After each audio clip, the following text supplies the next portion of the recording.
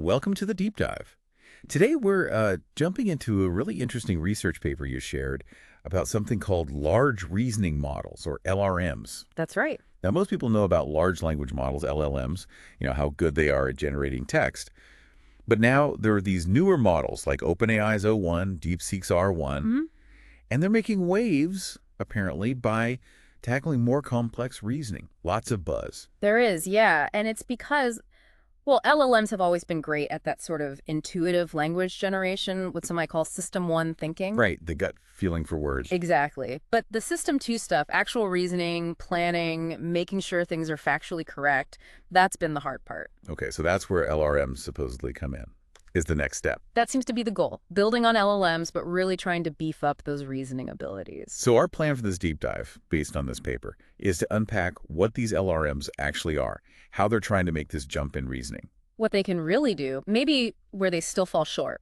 Yeah, and cut through some of the hype surrounding them, give people the core insights without getting totally lost in jargon. Sounds good. So the fundamental shift, as the paper lays it out, is moving from LLMs that are great text generators but often trip up on logic to these LRMs that are an attempt, at least, to overcome those limitations, to get better at that step-by-step factual thinking. And the paper highlights, two main ways they're trying to do this. Broadly speaking, yes. Two main strategies that are important to understand. Okay, what's the first one? Something about test time inference. What's that about? Right. So think of it like this. Instead of the model just giving its first immediate answer, Yeah. it spends more time thinking about the problem when you actually ask it. It generates multiple possible answers, multiple paths. Oh, okay. Like exploring different options. Exactly. And then, crucially, there's some kind of process to pick the best one from that batch. So it's not just firing from the hip. How does Yeah. it pick the best one? The paper mentioned self-consistency. Yeah, that's one of the simpler ways. Generate a bunch of answers, see which one comes up most often. Kind of like majority rules. Pretty much. The hope is the correct answer will be the most frequent, even if some attempts are wrong. But as the paper notes, there's no guarantee. Right, you could just have a consensus of wrong answers. Precisely. So that leads to more sophisticated methods. Sure. Verification-based approaches. This is where it gets more interesting.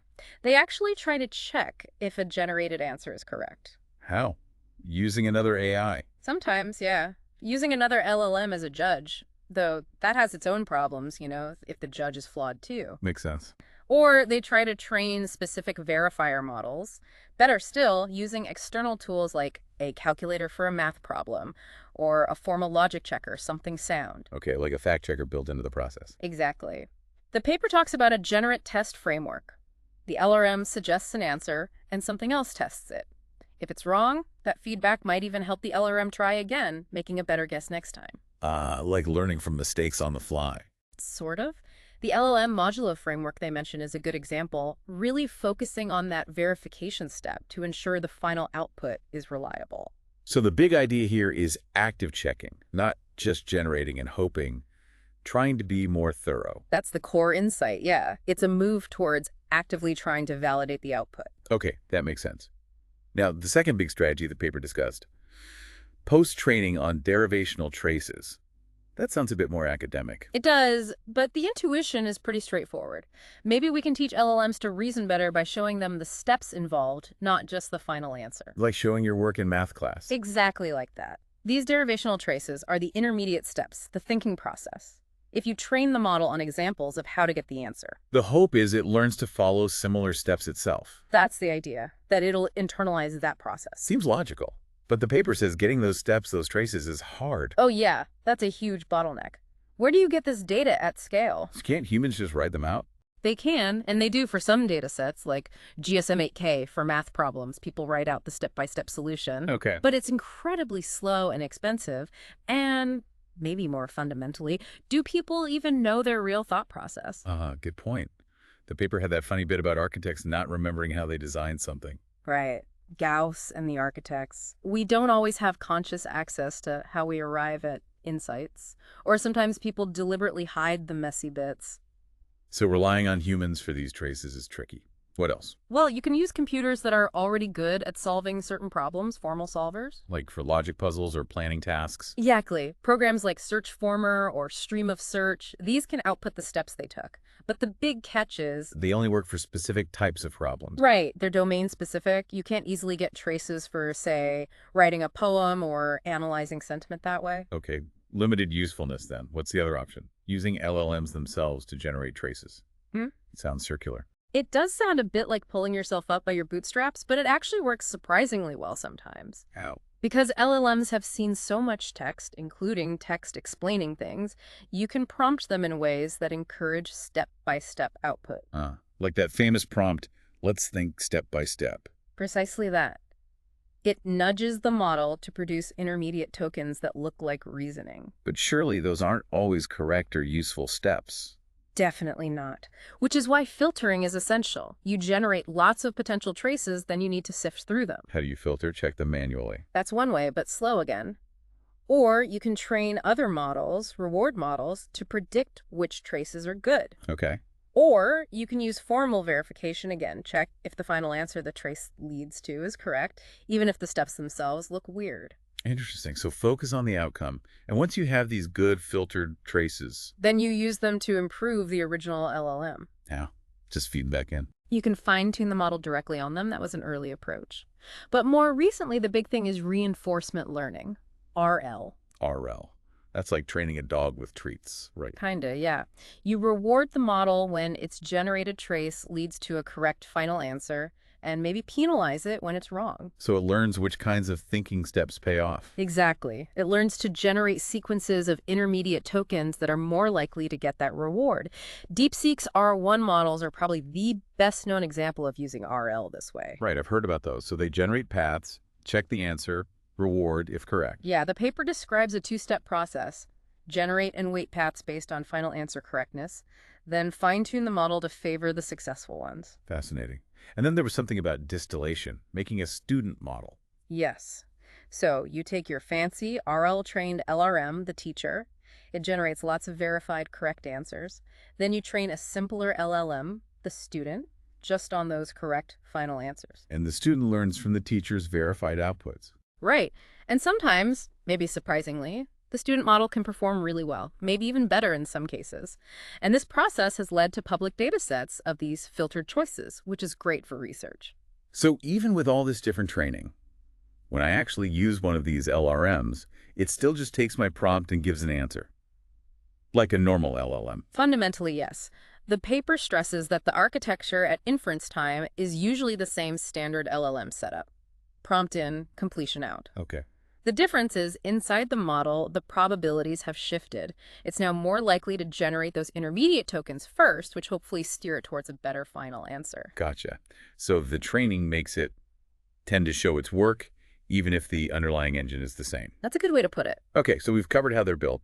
Now, the really critical question, how good are they actually? The paper seemed excited, but also cautious. Exactly. There's definitely real progress. LRMs show clear improvements on reasoning and planning benchmarks compared to older LLMs. You see vendors making claims. And the paper's own analysis on things like PlanBench, testing planning problems, confirms some of that progress. Models like O1 and R1 do better, even on tricky versions like Mystery Blocks World. Okay, so they are better at certain tasks, but Yeah. what are the caveats? The paper mentioned generalization failures, hallucinations. Big time. Yes, they're better on the benchmarks, but they can still fail badly when the problem changes even slightly. Generalization is still a major issue. So they learn the test, maybe. That's a concern. And even on familiar problems like basic blocks world, they can struggle as the problem gets bigger. And the hallucination thing is worrying. What kind of hallucination? Just making stuff up. Worse, really. Confidently generating incorrect answers, sometimes for problems that are impossible to solve, and providing these elaborate, plausible-sounding, but totally false justifications. Oof, that sounds dangerous. You might actually believe it. That's the risk the authors highlight. False confidence. So maybe the takeaway isn't LRMs can reason now, but more like LRMs are better guessers. That seems closer to the mark, based on the paper. They generate better candidate solutions. And the paper suggests they might be most powerful when used inside a framework with verification, like their LLM modulo. Right. Pair the improved guessing with the safety net. The verifier provides the guarantee that the final output is actually correct. Makes sense. Okay, another practical angle. Mhm. Cost. Are these things cheap to run? Generally, no. That's a key point. Both training and inference seem more expensive. Inference too. Why? Well, think about that test time inference stuff. Generating multiple options, running verifiers. That takes more compute time per query. Okay. And OpenAI initially charging for O1's intermediate tokens, even though users didn't see them, shows the cost is real. Right. Paying for the hidden thought process. Exactly. And if the cost scales with the difficulty of the problem, that could really mess with the current business model of selling relatively cheap API calls. Yeah. Unpredictable costs are tough for business. Yeah. So is the extra performance worth the extra cost? That's the million-dollar question, isn't it? Is an LRM better value than maybe a more specialized traditional system for certain tasks? The jury's still out, I think. Okay, fair enough. Now, the paper also asks, how different are LRMs from LLMs fundamentally? Is it just marketing or a real shift? It's nuanced. Architecturally, as we said, often they're the same underlying transformer networks. But that test time inference does change the user experience. You lose that immediate word-by-word output stream. There's a pause while it computes. Right, the perceived latency is different. What about the ones like R1, trained on traces but still just outputting text? There, the inference feels the same. Prompt in, text out. R1 produces those intermediate reasoning tokens before the answer. Yeah. But technically, those tokens don't have special meaning. They're just text the model learned to generate. The paper seemed a bit skeptical about calling variable length intermediate outputs a novel scaling paradigm when LLMs always produced variable length outputs. So it's more about what it's learned to output, not how it outputs it. That seems to be the argument. It's learned to output text that looks like reasoning steps because that was reinforced during training. And the paper circles back to the idea of LLMs as maybe just advanced retrieval systems. Yeah, asking whether this post-training really helps them transcend just retrieving and recombining patterns from their pre-training data. Or are the gains still tied to maybe seeing similar problems during pre-training? Exactly.